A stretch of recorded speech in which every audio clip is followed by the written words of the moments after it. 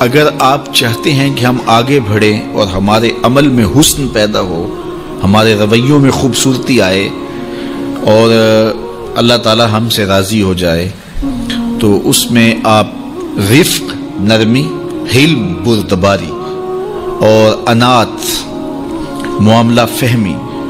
اور لوگوں کے ساتھ جو ہے وہ خوبصورتی کلام میں، خوبصورتی رویوں میں اور خوبصورتی مخالطت کی، اور جو ہمسائیگی کے دوستی کے حقوق ہیں، جس طرح والدین کے حقوق ہیں، جس طرح ازدواجی حقوق ہیں،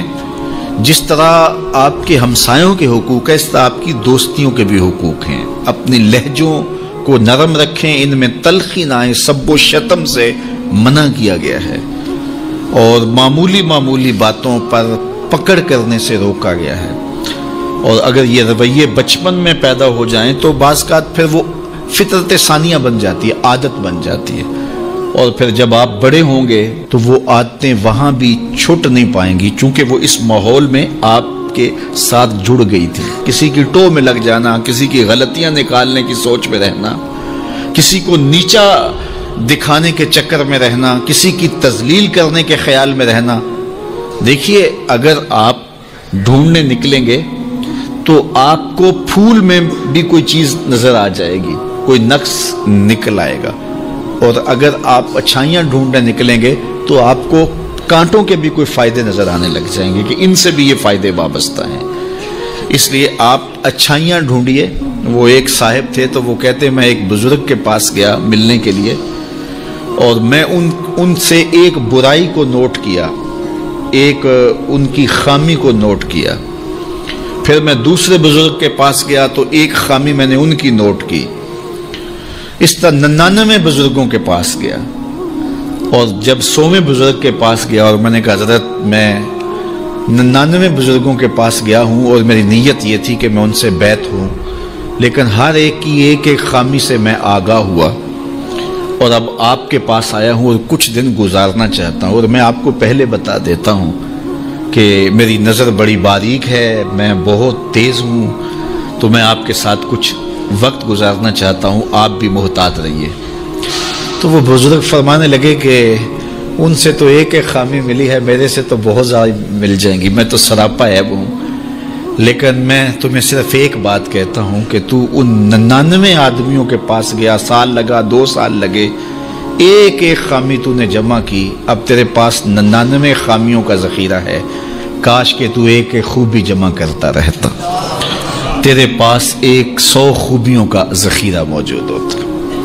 اس لیے اگر آپ ڈھونڈنے نکلیں گے تو آپ کو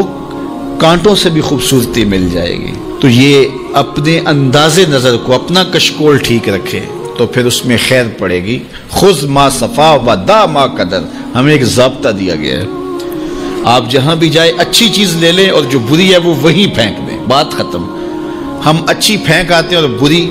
جو ہے وہ سینے سے لگا لیتے ہیں، اور ساری زندگی اسی دلدل میں پھنسے رہتے ہیں۔ جو بندہ اخلاق کے اعتبار سے خود اچھا نہیں ہے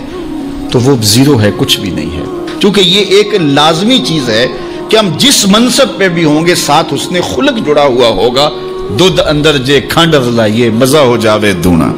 تو پھر سواد آ جائے گا، لطف آ جائے گا۔ لیکن اگر دودھ بھی ہو تو اس میں بدخلقی کی کڑواہٹ ڈال دی جائے تو پھر آپ ڈاکٹر ہیں، آپ محدث ہیں، آپ مدقق ہیں، آپ مفکر ہیں، آپ مفتی شہر ہیں، آپ علامہ ہیں، آپ پیر طریقت ہیں، آپ شوہر ہیں، آپ باپ ہیں، جو کچھ بھی ہیں، لیکن یہ سب کے ساتھ بدخلقی کی کڑواہٹ اور تلخی شامل ہو گئی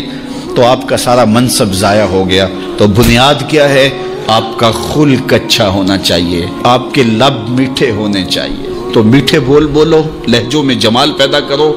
رویوں میں تلخی نہ آنے دو، خوبصورتی پیدا کرو، اور اپنے انداز زندگی کو مرتب کرو، خلق خدا کے ساتھ اچھے رویے رکھو، بالخصوص اپنی دوستیوں میں ایک اچھے دوست بن کے ابھرو،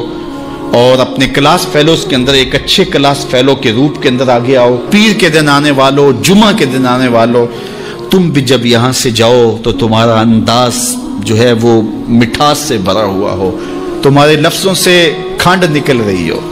شکر ٹپک رہی ہو تمہارے حرفوں سے، اور مٹھاس تمہارے لہجوں میں گھلی ہوئی ہو اور تم بات کرو تو پیار پھیلتا چلا جائے اور محبت پھیلتی چلی جائے. ہاں جہاں کہیں سخت بات کرنی ہوتی ہے وہ بھی ایک موقع ہوتا ہے، لیکن عمومی رویوں کی میں بات کر رہا ہوں. تو اللہ تعالیٰ جل شانہ ہم سب کو توفیق عطا فرمائے اور جو کہا جا رہا ہے اس کو سمجھنے کی، روحوں میں اتارنے کی، عمل کا حصہ بنانے کی توفیق عطا فرمائے.